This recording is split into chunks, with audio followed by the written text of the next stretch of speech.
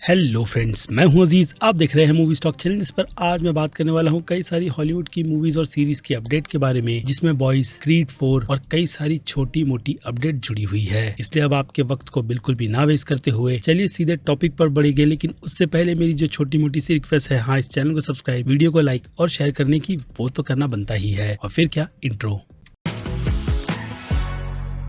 So friends, तो शुरुआत करते हैं सबसे पहली अपडेट पर, जो कि प्राइम यूनिवर्स के द बॉयज से जुड़ी हुई है, या फिर कहूँ जनवी के बाद एक और बन रहे स्पिन ऑफ से, जिसका टाइटल सीधे सीधे द बॉयज मैक्सिको रखा गया है। जिसके सिर्फ टाइटल और स्पिन ऑफ के काम की कंफर्मेशन नहीं, बल्कि इस पर जो राइटर लगे हैं क्रेड यूनर, उनके भी नाम की कंफर्मेशन कर दी गई है, जिन्होंने इसके पहले डीसी यूनिवर्स की ब्लू बीटल की कहानी लिखी है। और हाँ, एल मोर्ते जैसे प्रोजेक्ट को भी वही लिख रहे थे। लेकिन इसके अलावा दो और नाम की कंफर्मेशन की गई है, जिनमें से एक नाम डिएगो लूना तो दूसरा गेल ग्रेसिया है, जो कि अनफॉर्चुनेट इस सीरीज में लीड नहीं बल्कि इसे प्रोड्यूस करेंगे। जिस पर अगर मैं अपना ओपिनियन दूं तो वो कह सकते हैं कि अंदर से निकल कर आती है एक आवाज कि क्यों प्राइम वाले इस यूनिवर्स को, आप कह सकते हो कि रबड़ की तरह खींचने पर पड़े हुए हैं। क्योंकि कॉमिक बुक ने अपने कार को अच्छी तरीके से ले जाकर के खत्म कर दिया था, लेकिन प्राइम वाले इसे मिल्किंग नहीं बल्कि पूरा निचोड़ते हुए अब अपने हिसाब से कहीं पर भी ले जाना चाहते हैं। यानी पॉसिबिलिटी अनगिनत है, जिसमें उन्होंने जेनवी से फिलहाल तो ठीक ठाक सी सीरीज बना करके ये बता दिया है कि वो लोग इस यूनिवर्स को लेकर के कितने ज्यादा सीरियस है। क्योंकि देखा जाए तो प्राइम वालों के पास सुपर हीरोज के इस यूनिवर्स में सिवाय बॉयज के दूसरी और कोई भी अच्छी सीरीज नहीं है। ऊपर से सोनी को लेकर के उनकी जो सिचुएशन चल रही है सीरीज की, वो कितनी ज्यादा बुरी है, उस पर फिर कभी बात की जाएगी। लेकिन हाँ, उस पर मैं ये बात बता सकता हूँ कि सिल्क की सीरीज को लेकर के फिलहाल तो सस्पेंशन चल रहा है, जिसे वो लोग राइटर स्ट्राइक के चलते आगे बिल्कुल भी बढ़ाना नहीं चाहते। बाकी अब उससे रिलेटेड और कोई डिटेल निकल कर आएगी तो डेफिनेटली उस पर भी बात करते हुए मैं आपको उसकी भी पूरी की पूरी डिटेल दे दूंगा। क्योंकि अपडेट फिलहाल तो प्राइम वालों के बॉयज से लेकर के इस यूनिवर्स की इतनी ही है। और फिर इसके बाद बात की जाए CCXP की, जो कि 30 तारीख को है, और अगर वीडियो लेट है तो उसके लिए सॉरी। लेकिन बता दूं कि वार्नर ब्रदर्स ने अपनी पूरी प्रिपरेशन के साथ ये अनाउंस कर दिया है कि वो लोग इस इवेंट में गॉडजिला एक्स कॉन्ग फिल्म का ऑफिशियल टीजर रिलीज करेंगे, जिसका टीज करते हुए इमेज जो है आपको स्क्रीन पर दिख रही होगी कि कुछ बड़ा आने वाला है। बाकी एक छोटा सा टाइटल अनाउंसमेंट टीजर ही कितना ज्यादा शानदार था, वो बात मुझे आपको बताने की जरूरत है नहीं। इसके अलावा पैंडेमिक जैसी सिचुएशन में इस फिल्म ने जो कमाल के बॉक्स ऑफिस नंबर जनरेट किए थे,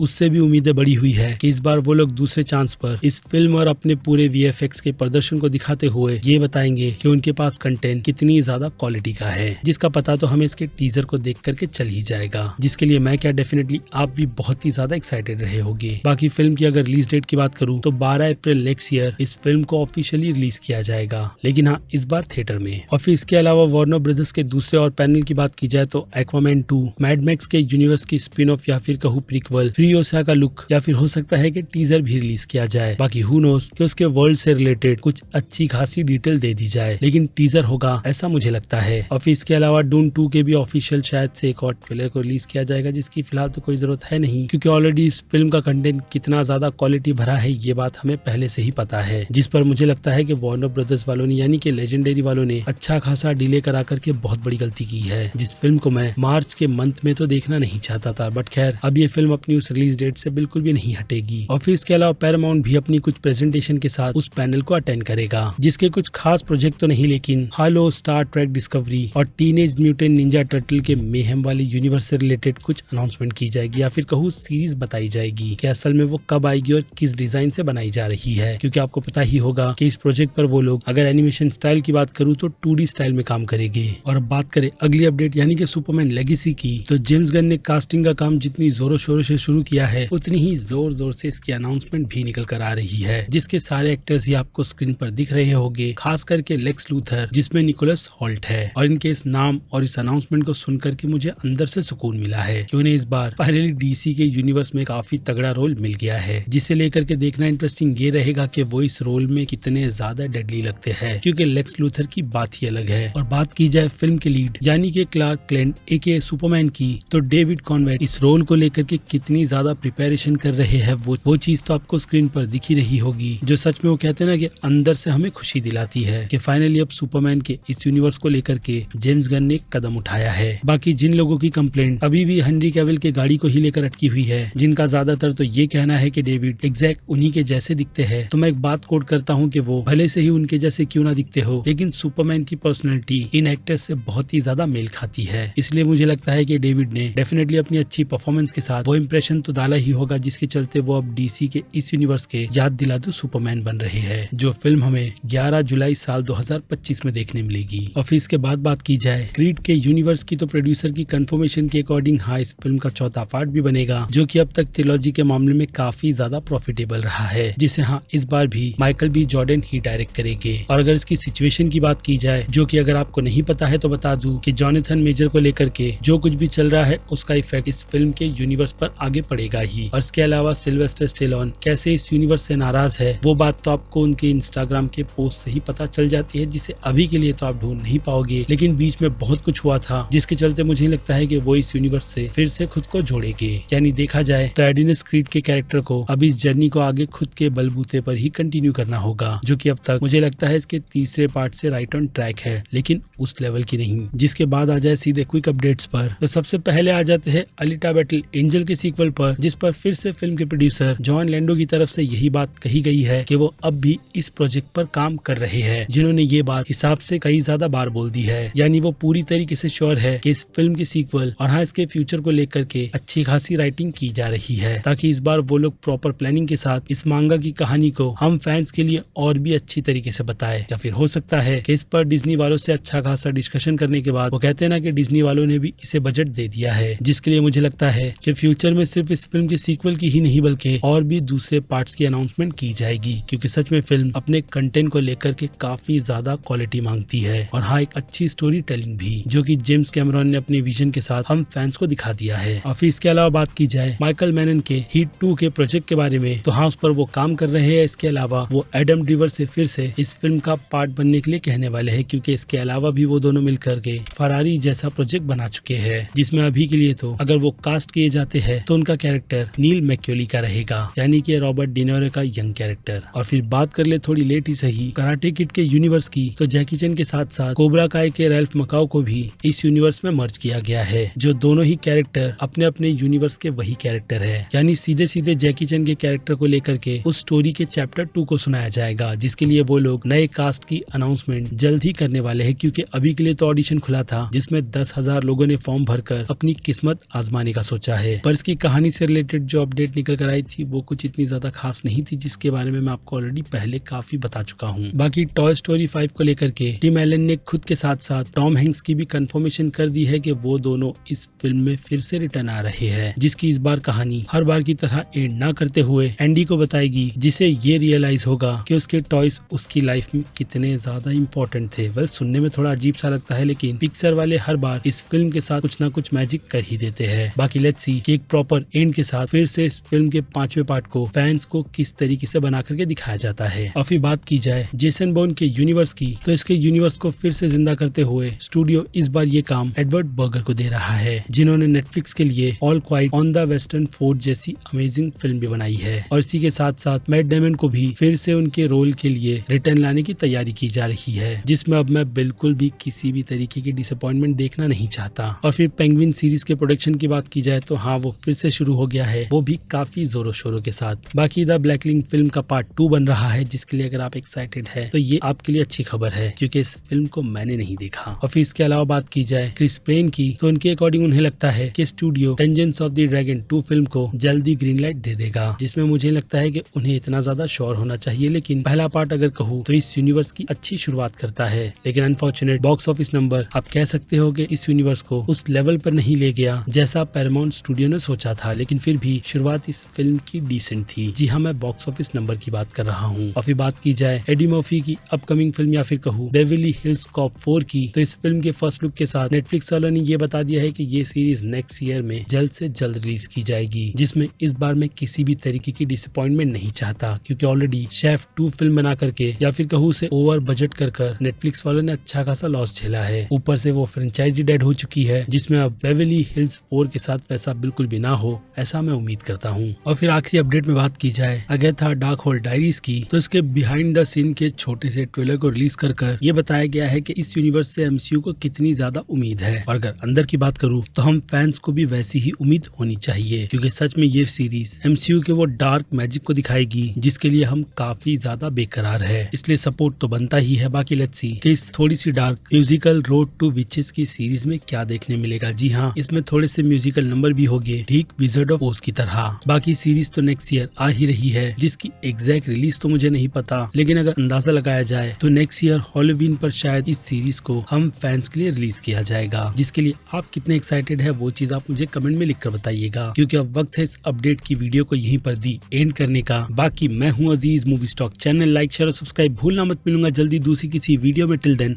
bye.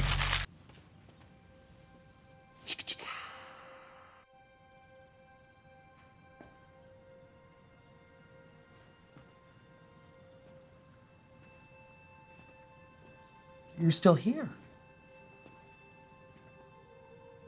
It's over. Go home.